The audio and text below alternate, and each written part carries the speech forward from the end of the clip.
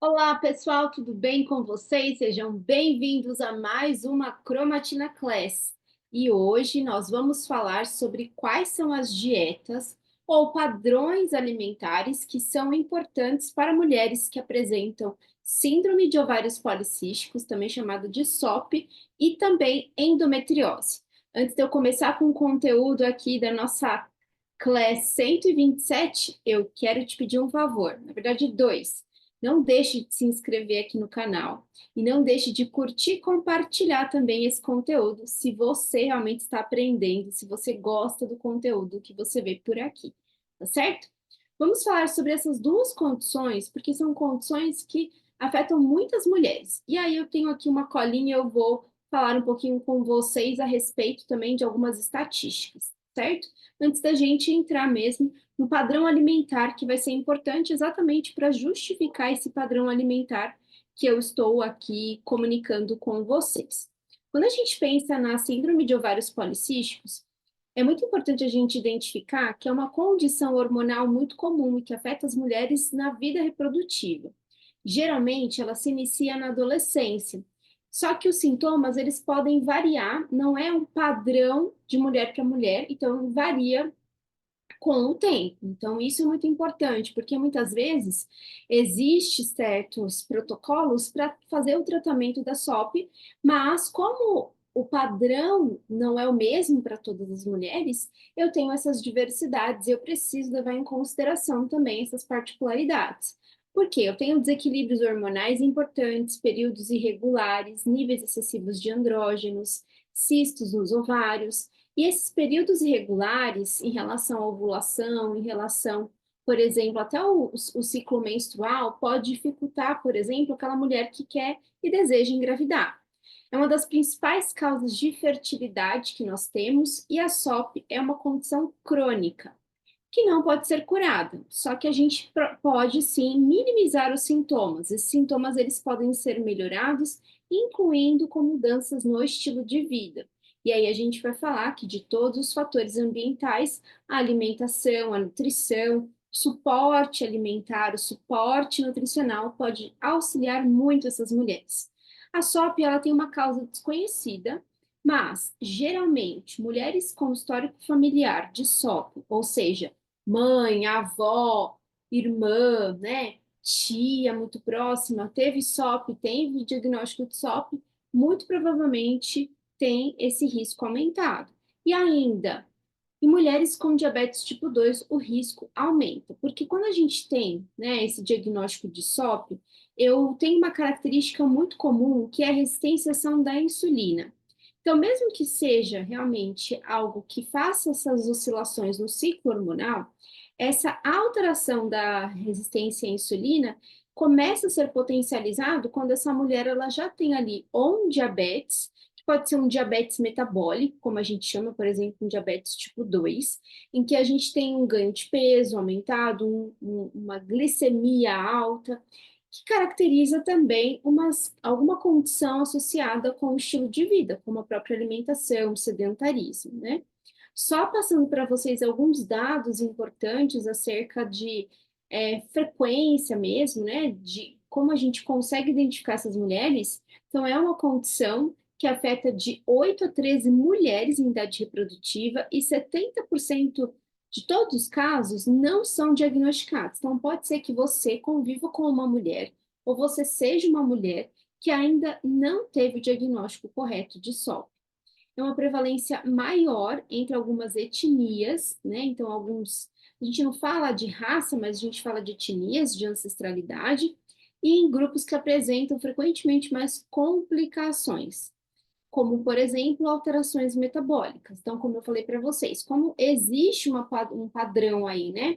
De todos os sintomas, mas a gente observa como existe alteração de hormônios andrógenos, o aparecimento de pelos, a gente observa um acúmulo de gordura corporal aumentado, a gente observa resistência à ação da insulina, então aumento de glicemia, aumento de insulina, hemoglobina glicada, são parâmetros para a gente observar também nessas mulheres. E aí, quando a gente pensa na endometriose, a endometriose, ela favorece a alteração no revestimento, né, no tecido que reveste o útero. Ou seja, isso pode favorecer um tecido que vai crescer de uma forma semelhante a esse tecido uterino, só que fora do útero. Então, você tem ali muitas dores no local, na pelve, nessa região pélvica, existem muitas dores. Também apresenta um fator de risco para a fertilidade, porque a mulher ela fica com mais dificuldade mesmo para engravidar. A endometriose ela pode começar desde o primeiro período menstrual de uma pessoa e pode durar até a menopausa, né? Então, veja, eu tenho ali uma alimentação desse tecido por conta dos hormônios também. Na endometriose, um tecido semelhante ao revestimento do útero, ele realmente ele pode, por exemplo, ter alguns focos. Então, eu posso ter focos, por exemplo, próximo ou no intestino.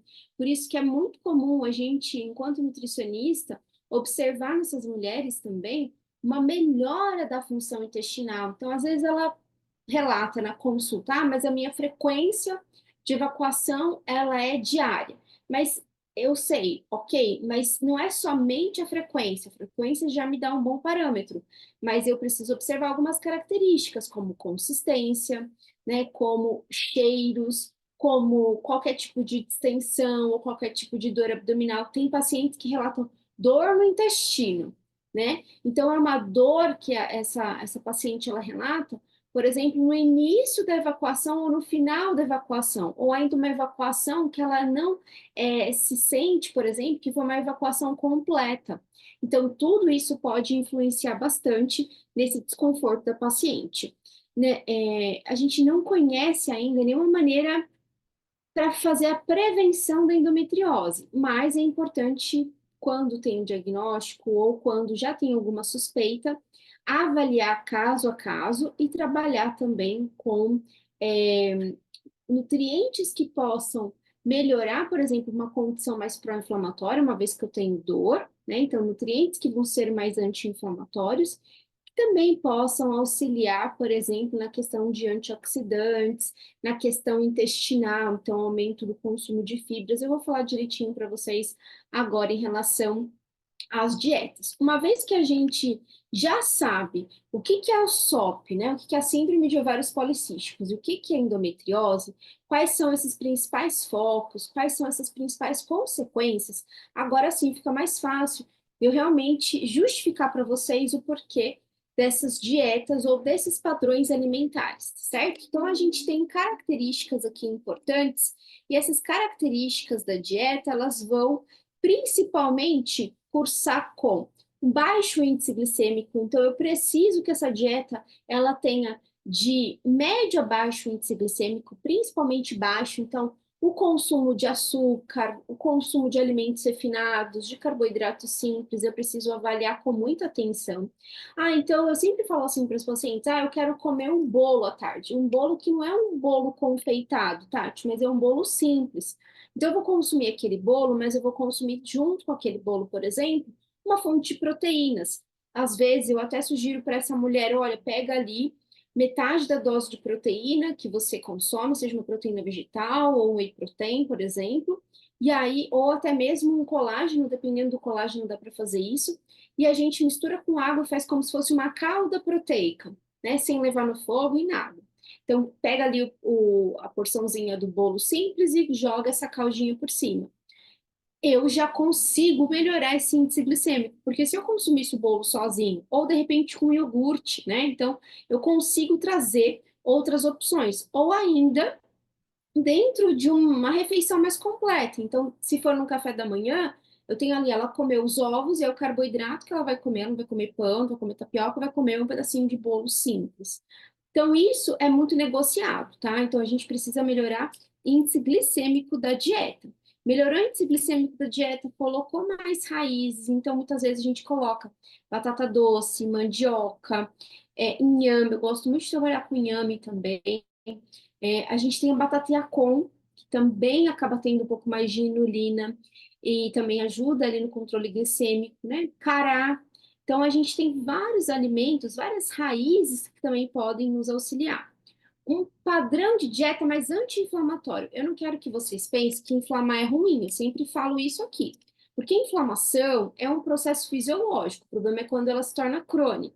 Quando a inflamação se torna crônica, aí eu tenho um processo patológico envolvido, mas que é o que acontece na grande maioria das doenças crônicas. Mas quando eu penso na inflamação como uma característica fisiológica, ela tem o papel de mostrar evidências. Então, eu entrei em contato com uma bactéria com um vírus. Então, eu sinto dor, aquele local pode inchar, pode ficar vermelho. Então, eu tenho alguns sinais clássicos da inflamação que vão sinalizar para o meu corpo que algo não está acontecendo e logo eu vou ter que pedir ajuda.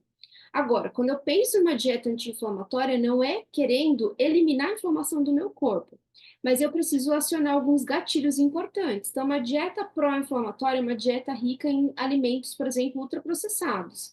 Então, aqueles alimentos que são congelados, né, que, por exemplo, tem uma validade muito grande.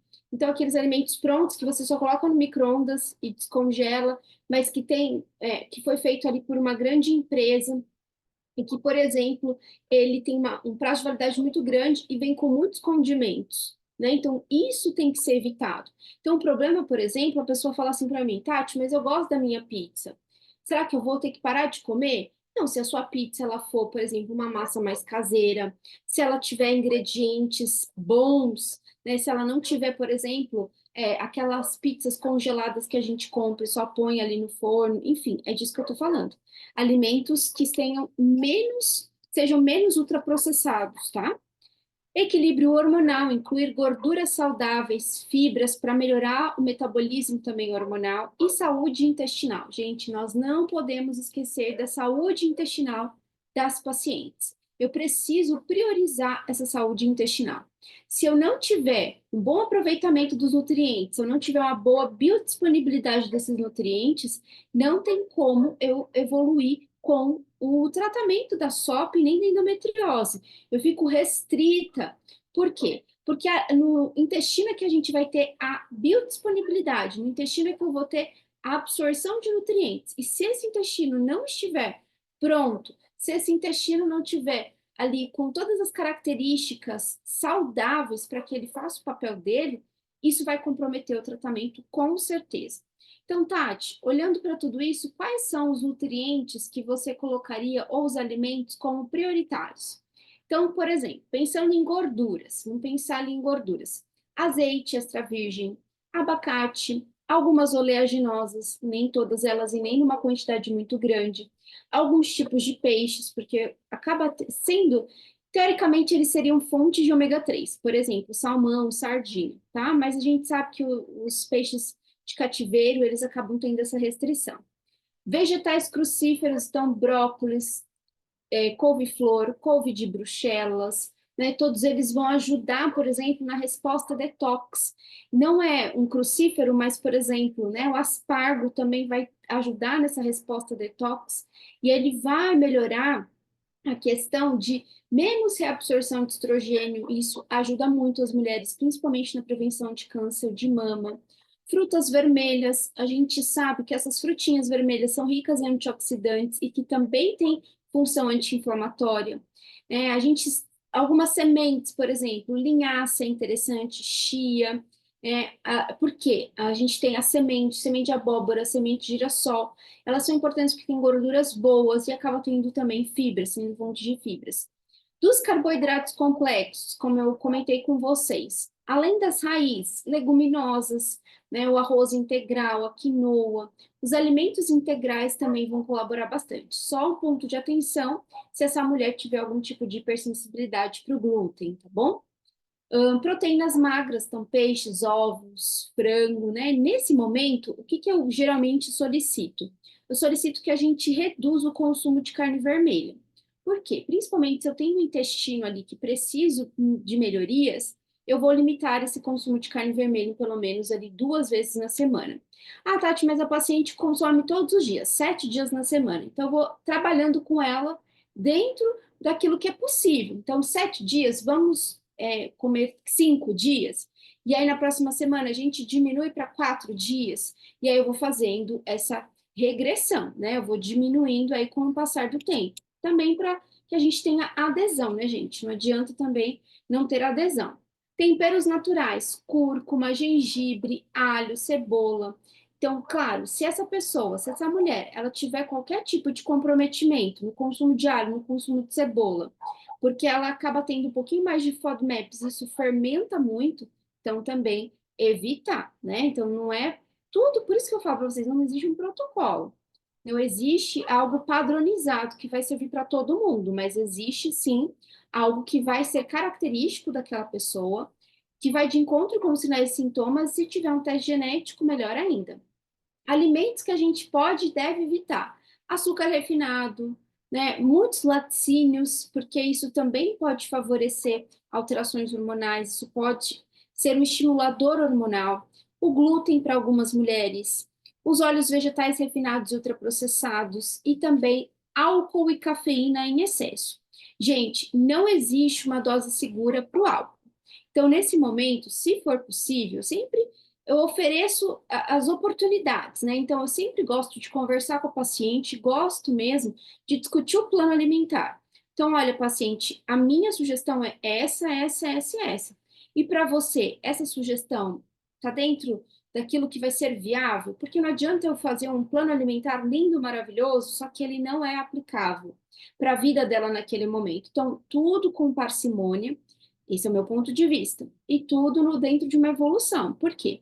Com pequenas melhorias, essa paciente já vai observar que as dores são menos frequentes, que o uso de analgésico é menos frequente, que o uso do anti-inflamatório é menos frequente, que a produtividade dela no trabalho não oscilou tanto naquele mês, que ela conseguiu ir para a academia mais vezes, que ela conseguiu estabilizar o humor melhor durante aquele período, né? Ela não ficou brigando com todo mundo, irritada com todo mundo. Claro que existem outras estratégias nutricionais para melhorar o humor, existem estratégias nutricionais para melhorar o sono, mas hoje eu decidi falar com vocês sobre essas estratégias macro, pensando na dieta anti-inflamatória e pensando na dieta com baixo índice glicêmico, para ajudar exatamente essas duas condições que são muito frequentes nas mulheres e são as duas principais causas de infertilidade.